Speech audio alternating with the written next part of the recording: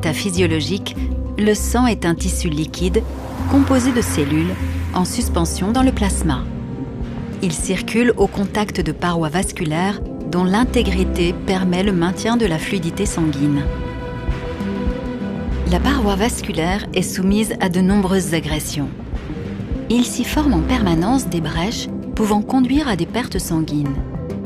Pour prévenir ces phénomènes spontanés ou provoqués, plusieurs mécanismes physiologiques sont déclenchés permettant l'arrêt du saignement.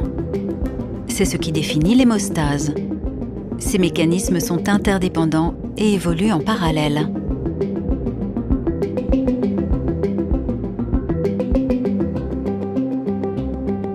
Lors d'une brèche vasculaire, il se produit immédiatement une vasoconstriction réflexe.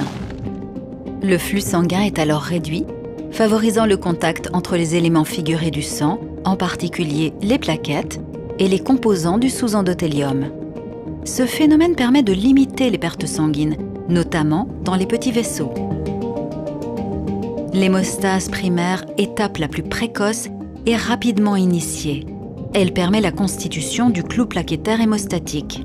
On distingue 3 phases: l'adhésion, l'activation et l'agrégation plaquettaire.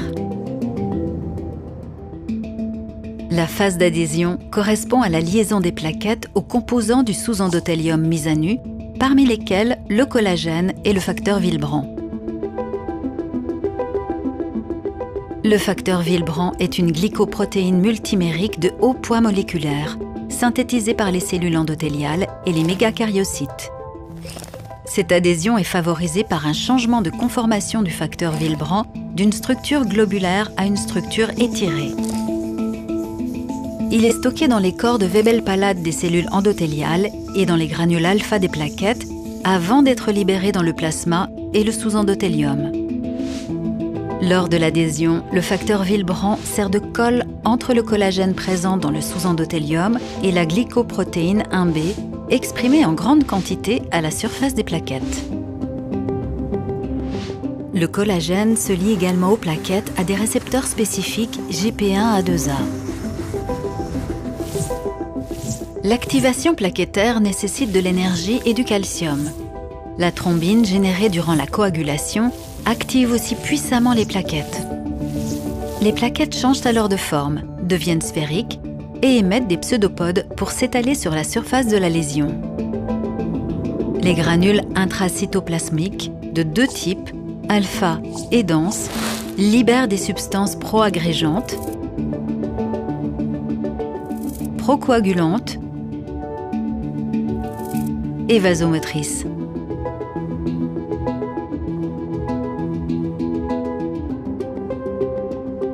De l'ADP est également libéré par le globule rouge. Ce processus amplifie l'hémostase primaire et crée un environnement favorable à l'initiation de la coagulation.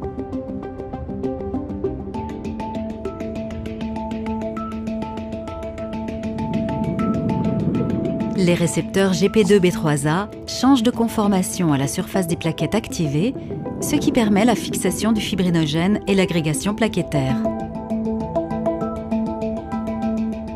Le facteur Willebrand peut aussi contribuer à l'agrégation, en particulier dans les vaisseaux où les forces de cisaillement sont élevées, artérioles et capillaires artérielles. Lors de l'agrégation, le fibrinogène crée des ponts entre les plaquettes en fixant ces 2 domaines déterminaux à GP2B3A. À noter, il existe 50 à 60 000 copies de GP2B3A à la surface d'une plaquette activée. Le fibrinogène est un hexamère soluble synthétisé par les hépatocytes et présent à une concentration élevée dans le plasma. La brèche est maintenant obstruée par cet amoncellement de plaquettes qui est fragile. Il doit être consolidé par un réseau de fibrines formé lors de la coagulation. En réalité, l'hémostase primaire et la coagulation se déroulent de façon concomitante, ces mécanismes étant profondément intriqués. La coagulation est l'étape permettant la transformation du fibrinogène, protéine soluble, en un réseau de fibrines insolubles. Lorsqu'elles sont activées, les plaquettes, par un processus de translocation appelé flip-flop, exposent à leur surface des phospholipides chargés électronégativement. La coagulation est liée à l'activation en cascade de facteurs. Ce sont des imogènes, c'est-à-dire des précurseurs d'enzymes qui nécessitent une activation par protéolyse partielle pour exercer leur rôle de sérine protéase, des cofacteurs comme le facteur 5 activé et le facteur 8 activé ou des substrats. Ils sont synthétisés majoritairement par les hépatocytes et circulent dans le plasma. Les facteurs 2, 7, 9, 10 sont dits vitamine K dépendants. La vitamine K est nécessaire à la synthèse d'un domaine fonctionnel GLA qui interagit avec le calcium pour former des ponts avec les phospholipides plaquettaires chargés électronégativement. La coagulation est initiée par l'activation du facteur 7 plasmatique au contact du facteur tissulaire, exprimé notamment par les fibroblastes du sous-endothélium. Il existe des traces de facteur 7 déjà activés en circulation. Lors d'une lésion vasculaire, les rares premiers complexes facteur 7 activés, facteur tissulaire, activent les autres molécules de facteur 7 fixées au facteur tissulaire situé à proximité. L'ensemble des complexes vont être à l'origine de la cascade d'activation enzymatique.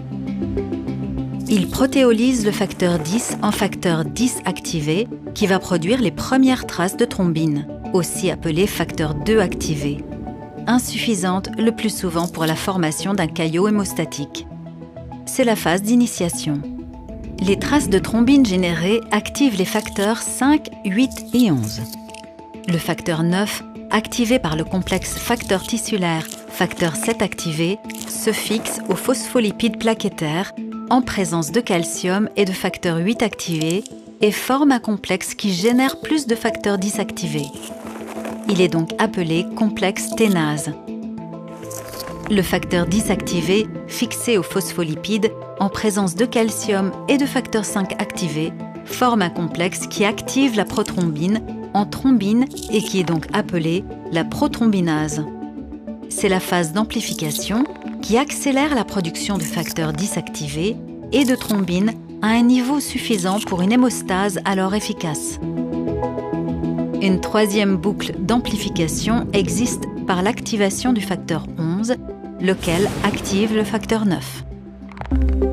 Par ces mécanismes, la thrombine générée en quantité suffisante est capable de cliver le fibrinogène au niveau de son domaine central E, libérant des petits peptides appelés fibrinopeptides A et B. Les monomères de fibrine ainsi formés s'associent entre eux par des liaisons hydrogène fragiles et s'organisent en réseaux de fibrine fragiles et instables. Le facteur 13, activé par la thrombine, consolide ce réseau de fibrine en formant des liaisons covalentes et très stables.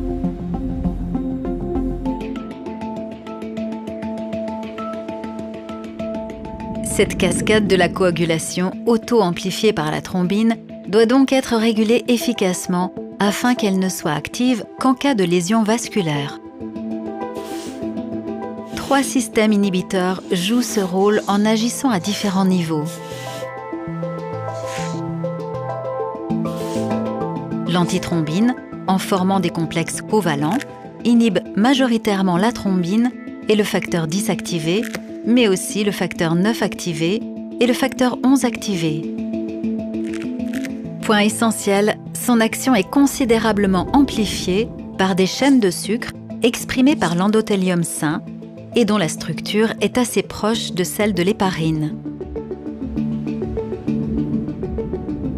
La protéine C activée, couplée à son cofacteur, la protéine S, inhibe, en les protéolysant, le facteur 8 activé et le facteur 5 activé. La protéine C est activée par la thrombine, qui, en se fixant à un récepteur endothélial, la thrombomoduline, perd ses propriétés procoagulantes. Ainsi, la thrombine peut être considérée comme un agent double puisqu'elle exerce, selon son environnement et en même temps, une double activité pro- et anticoagulante. Enfin, le Tissue Factor Pathway Inhibitor, TFPI, combiné au facteur 10 activé, qui est alors neutralisé, inhibe le complexe facteur tissulaire et le facteur s'est activé, et donc l'initiation de la coagulation dans les vaisseaux non lésés. Tous ces processus ont lieu en périphérie du caillot et limitent la formation de fibrine sur le site de la lésion. Pour restaurer la continuité de la paroi vasculaire, le caillot de fibrine va être dissous. C'est l'étape de la fibrinolyse dont l'acteur majeur est la plasmine. Elle est issue du plasminogène synthétisé par l'hépatocyte. Le plasminogène se lie à la fibrine, pour lequel il a une grande affinité, et est activé majoritairement par l'activateur tissulaire du plasminogène, TPA, synthétisé par les cellules endothéliales. La plasmine protéolyse la fibrine en fragments, appelés produits de dégradation de la fibrine, dont font partie les dédimères. Ce mécanisme est lui-même régulé par des inhibiteurs tels que l'alpha-2 antiplasmine et le PAI.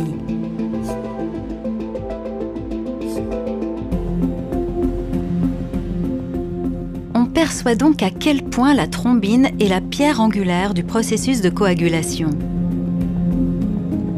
Le thrombogramme représente ici la génération de thrombine en fonction du temps après initiation de la coagulation.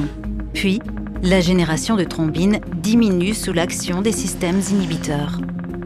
À noter que les tests semi-globaux, couramment utilisés en hémostase, comme le temps de Quick et le TCA, ne permettent d'explorer que la phase d'initiation de la génération de thrombine.